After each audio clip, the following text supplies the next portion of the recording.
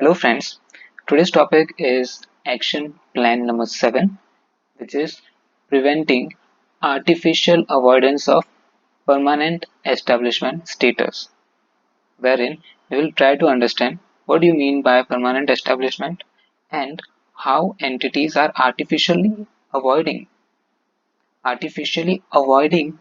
PE in the contracting states, and what are the OECD recommendations through Action Plan 7.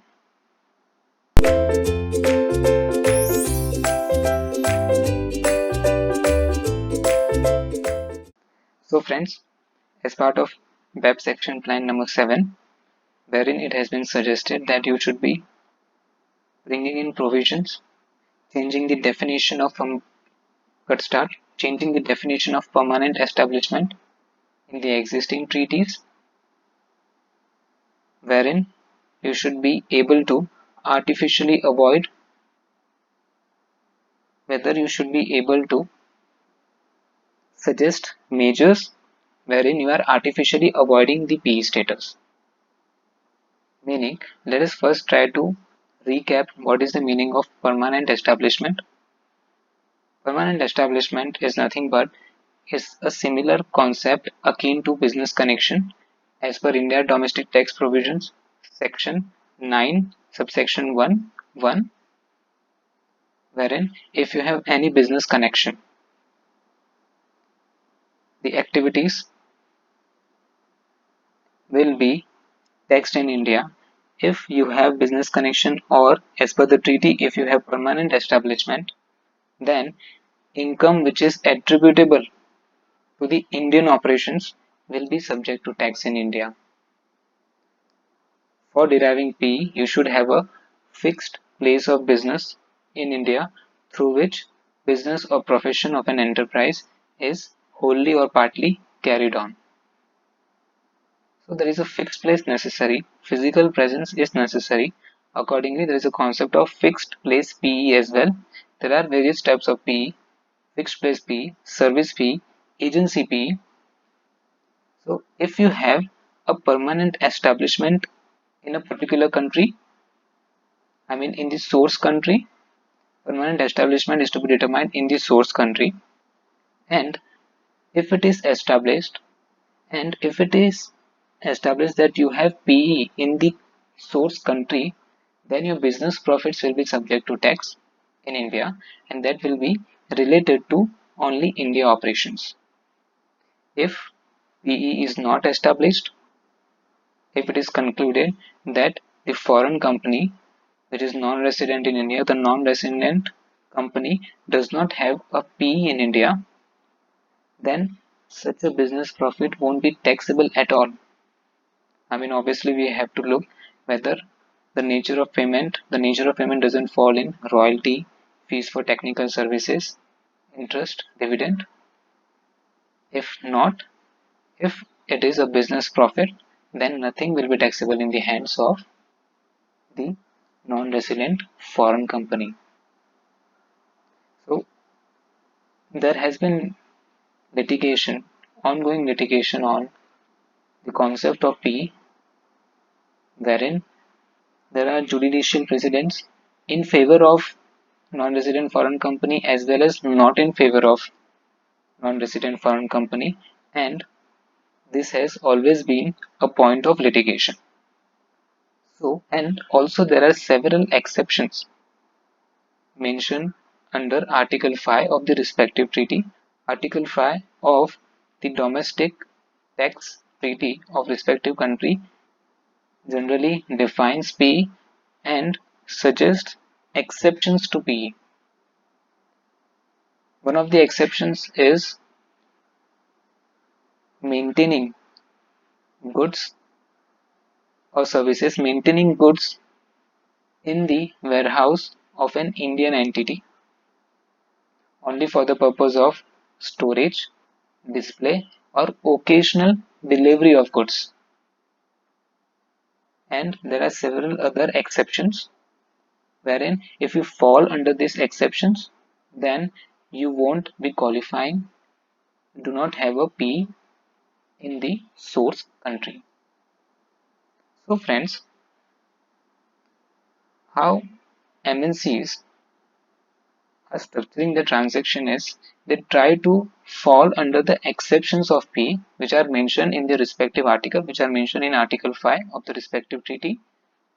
They try to structure the transaction in such a way that they fall in the exceptions of P, and accordingly no PE, no tax to be paid in the source country. This has been a point of concern at a global level, wherein the exceptions to P are being used for non-taxation, reduced taxation. Accordingly, OECD has recommended to change the definition of permanent establishment in the existing treaty. Also, there are several terms in artificial avoidance of P, wherein commissioner arrangements, which is related to agency PE, anti-fragmentation rule, introduction of anti-fragmentation rule, splitting up of contracts, you will find often in the BEPS Action Plan number 7. Let's go one by one. Commissioner arrangement, which is related to agency PE. In this arrangement, what happens is foreign companies selling goods in India through an agent, and as per the contract, it has been shown that the goods are stored in the warehouse, are stored in the warehouse of the agent who is independent, and goods are sold from the warehouse of the agent, are occasionally supplied in India for the purpose of sale. So here one of the exceptions of permanent cut start. So here one of the exceptions of permanent establishment being using the facility of or maintaining goods in a facility which is owned by an independent agent for the purpose of storage, display, or occasional delivery of goods. If it is so, then no PE is said to be cut start. No PE is said to be established of the non-resident foreign company in India. So, in commissioner arrangement, the transactions are structured in such a way that you are not that agent in India is an independent agent. He is selling the goods which are owned by the foreign enterprise. However, since because this arrangement is falling in the exception to P, foreign enterprise is not paying any tax in India. Also, the independent agent is taxable only on the commission amount, if any, which has been received by independent agent from foreign company. So the only source of income which is flowing to the government is from the commission income, tax on the commission income. And the sale price of the goods are not being taxed at all. So this is one of the major concern of artificial avoidance of PE, which has been addressed by BEPS Action Plan 7, and such sort of arrangement is commissioner arrangement related to agency PE. Also, anti-fragmentation rule. Fragmentation rule means the overall supply chain of a particular transaction from a manufacturer, for an example, from a manufacturer of goods to the ultimate consumer. There are several chain of transactions. In this simple transaction wherein goods are manufactured by a producer and it is sold to a consumer, wherein you have agents between, wherein the goods are always processed, the goods are processed, then transported through a transportation to a nearby outlet, warehouse, and from warehouse it is transported to retail outlets, and then it is ultimately sold to the retail consumer. Here, there might be a possibility that company is involved from the manufacturing process till the goods are ultimately sold to the retail consumer.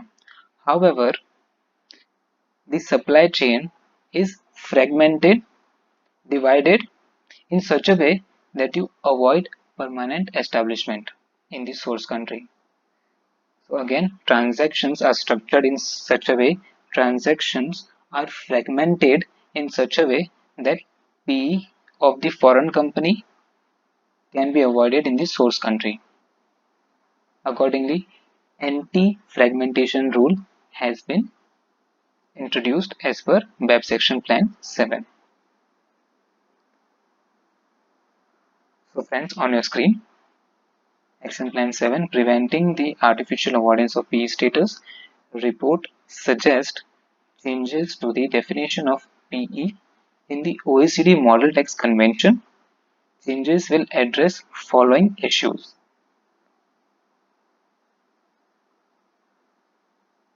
Activities that an intermediary exercises, in an example, the independent agent.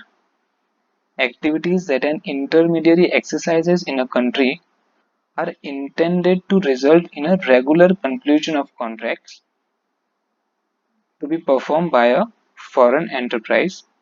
That enterprise will be considered to have a taxable presence in that country unless the intermediary is performing these activities in the course of independent business.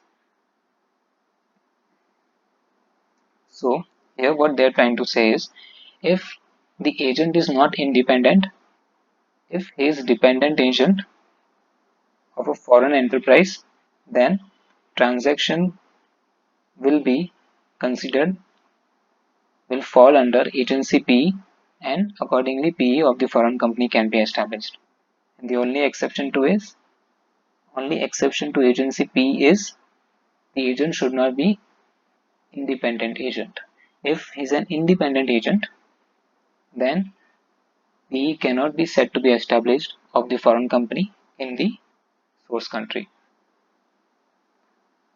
In an example, we had an independent agent only, and the foreign enterprise was selling the goods through such an independent agent. So this is one of the issue. Bullet number 2 is nothing but example of commissioner arrangement.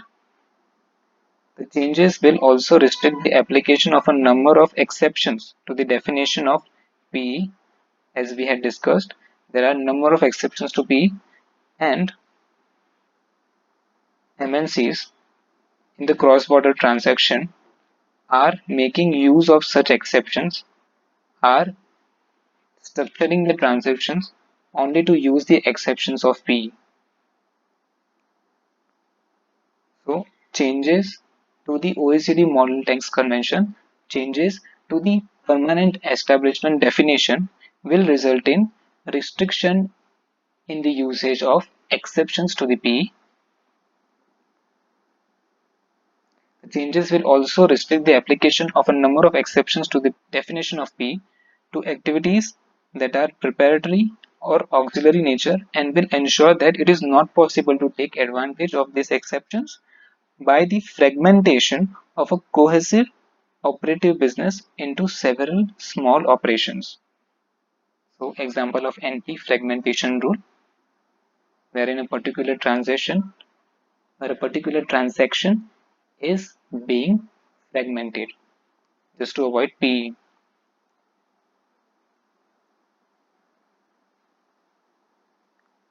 They will also address situations where the exception applicable to construction sites is circumvented through the split up contracts between closely cut start between closely related enterprises. So this is also one of the issue in the construction industry, wherein projects are being splitted up and provided to closely related enterprises to avoid PE. Following steps has been advocated: reworking exceptions to P definition, anti-fragmentation rule, analyzing arrangements entered through contractual arrangement, which is, let's start, which is commissioner arrangement. So these are the suggested steps by OECD. Progress in implementation of BEPS Action Plan number 7. As per peer review, changes to P definitions have been integrated in the 2007 OECD Model Tax Convention and in Part 4 of MLI. MLI being very important to implement the minimum standards of BEPS, and changes in the definition has already been implemented in OECD Model Tax Convention. So your double taxation avoidance agreement is based on the Model Tax Convention, either of OECD or of UN Model Tax Convention. So changes in the definition of P are already suggested in the OECD Model Tax Convention and also in MLI, which is Part 4 of Multilateral Instruments. So friends, this was relating to steps suggested by OECD for preventing the artificial avoidance of permanent establishment status of the non-resident foreign company in the source country. Thank you.